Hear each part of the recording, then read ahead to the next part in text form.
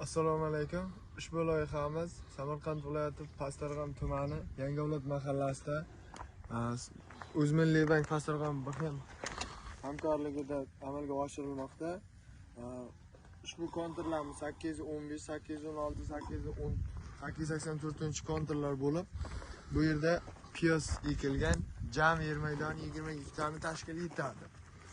Bu yerdagi ekinlar zamonaviy usullar bilan parvarishlanmoqda. Hozirgi kunda unib chiqish holatida jami 180 kun davom etadi yetishtirish jarayoni hamda sug'orish ishlari va mineral o'g'itlar bilan ta'minlanadi.